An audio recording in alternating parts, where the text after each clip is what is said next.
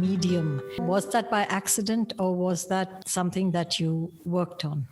I didn't work on anything at all. In fact, since I grew up in the countryside, the nearest house was a kilometer away, so there was no social conversations. So I may severely lack in social skills on one level. But then it gave me a connect to the universe and enjoying the seasons, understanding the smell of the rain, the scent of the rain, even before the drops get here, before the showers get here. I always loved nature and I considered myself as a part of it, never a part. And I was very interested in what happens to us when we die, only for the single reason that my father passed away when I was 12. And I was afraid that if my mom or I die, will we recognize each other? Continuity of life, continuum never really bothered me. My agenda was, will she remember me? Will I remember her? And somehow, right from childhood, I knew there was afterlife because everything in the universe, Seema, nothing seemed to end. It's all from one form to another. When we were doing the water cycle in school, I said that it must be the same for humans also because I never realized that we are supposed to be something special or different, or apart. I was just very obsessed with reincarnation at one point, but then I moved to Bombay, making a career and enjoying life. And just now and then something would happen that would tug at my heart and cause me to think. But in December 2016, within a span of maybe 10 days, 3 different people caught hold of me and they were telling me about my life without soliciting, without asking. And one of them wanted to give me a past life regression, hypnosis. For some reason, I said, let me try it because I'm not the person who has ever gone to an astrologer or to a palmist because I do not like crutches. And I always believe that the past and the future is not shown to us for a reason. Our focus has to be on the 200 meters that we can see here ahead of the road to get to those 10 kilometers, like they say in The Secret. But somehow when this lady said that, she told me I have been sent back all the way from a certain natural ice cream shop. I went, So I don't know what made me go, honestly. But when I went there and she put me in the hypnosis, and I saw a being of light, very tall. And I don't know why I knew he was an older person. And she said, ask him who he is. And it turned out, he said, I'm Shirdi.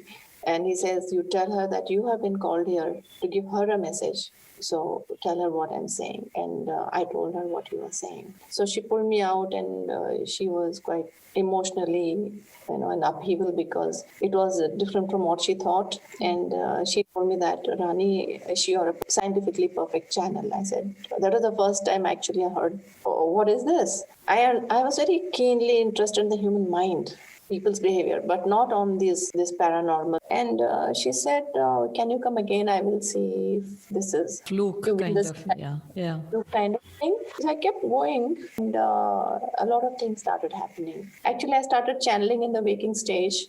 So initially I thought it is, I was very kicked about it, that I have something that other people generally don't have.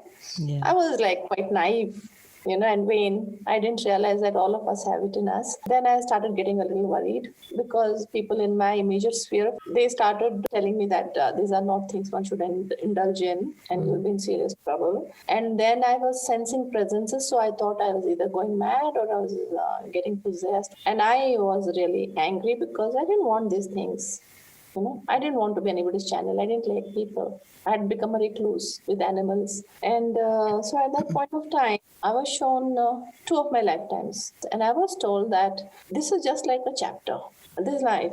And what you are now is a continuation of what you have lived. So the meditation that you did, the worshipping that you did, the faith that you had, it's all being activated now. And this is not for entertainment. This is because we've got work to do. People are traumatized, they are insecure, they are at crossroads, and there are people who want to get in touch with them. So I was very clearly shown that. And the messages are always mostly to comfort. So this is mostly for people who are here, and the messages are from their loved ones who are no more in this body, in the body that they recognize. or it is from some entities, as in some deities who are somehow connected. Like either it's very strongly Durgaji is somebody who's very actively connects. Any of her people are around me, or even Shirdi. Then there are a lot of messages. But how does this happen? You said that people who have passed away, loved ones, or they could be deities, you said. Say Durga Mata, you said. Sometimes her people are around. What does that mean? For example, somebody, there are two ways. One is if maybe there's an ancestor who has passed away and is a Durgaji's worshipper, and she would have told her, I'm going now, but you take care of my granddaughter, my daughter, my son. Okay. And that person is in some quandrum down here. So then the deity has to, it's not these people, but the person who had faith in the deity, in that energy, that is manifested. Or sometimes somebody is really a true worshipper.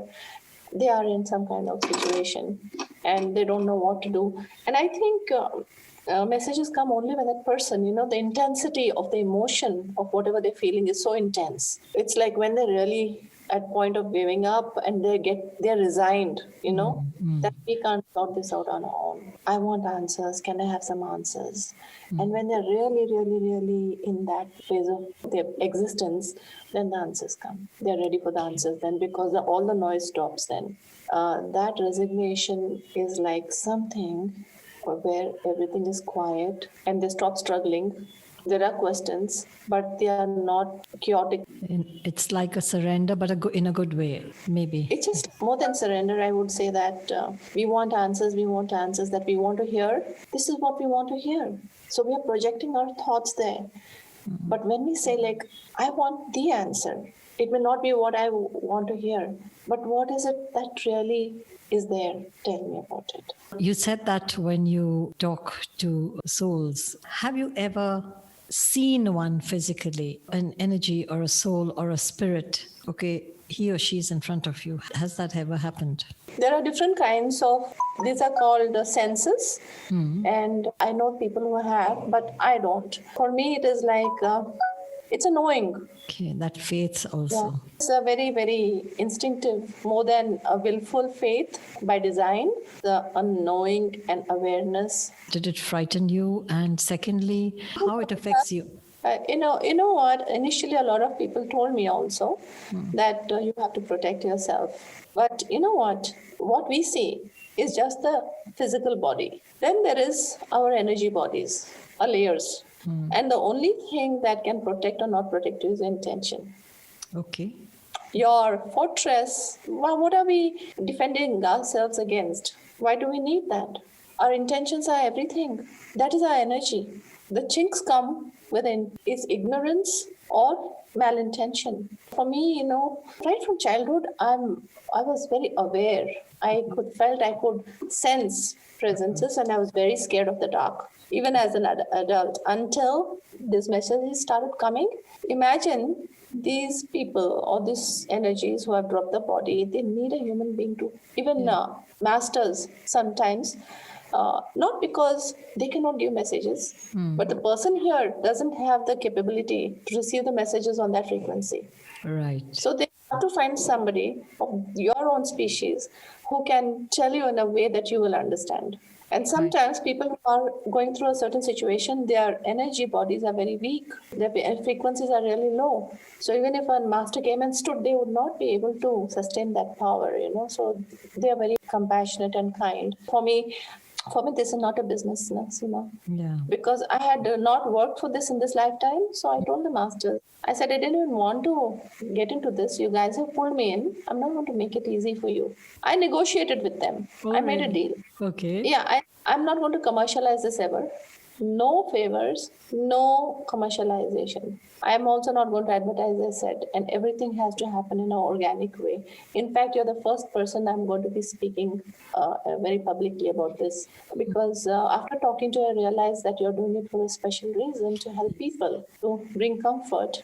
I'm ready for it. I know it was difficult getting you, but you know the intention, and you said intention is everything. So It's everything. And so when you were a child, you were in the countryside. Was it because of there are woods around? Because in quieter places, energies thrive? Energies don't, it's always, if somebody wants to drink a booze, he'll go to the wine shop. So it depends if they are thriving on a certain kind of energy and that place has that ambience. It's a very scientific thing.